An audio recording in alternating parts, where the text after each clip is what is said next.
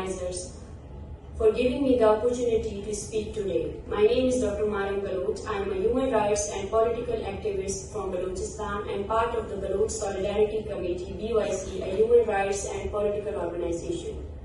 We are peacefully struggling against the Baloch genocide. In November 2023, the BYC organized the largest march in the history of Balochistan and the region to protest the Baloch genocide. Now we are preparing for another national gathering against the Baloch genocide in July. Ladies and gentlemen, today I want to introduce you to a region that rarely makes global headlines despite enduring severe colonial violence and oppression, which is our homeland, Balochistan. We, the Baloch people, are facing horrific genocide even in the 21st century, and we deeply regret that the world's silence on our plight. For 7 decades, the youth, mothers, sisters and daughters of our land have endured the worst tragedies of war. Around the world, people are raising their voices for oppressed people.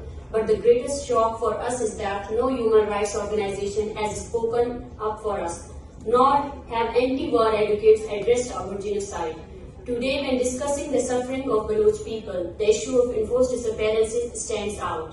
I say with utmost conviction that Balochistan is the region with the highest number of enforced disappearances in the world. Over the past 20 years, the Pakistani army and secret agencies have forcibly disappeared thousands of Baloch people. The primary victim of these disappearances are the youth, as they courageously speak up for their rights and refuse to remain silent in the face of oppression.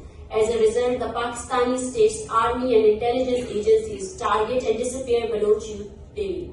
This number has grown to thousands over the past 2 decades. Many Baloch youth have been missing for years, with state institutions not even informing their families whether their loved ones are alive or dead.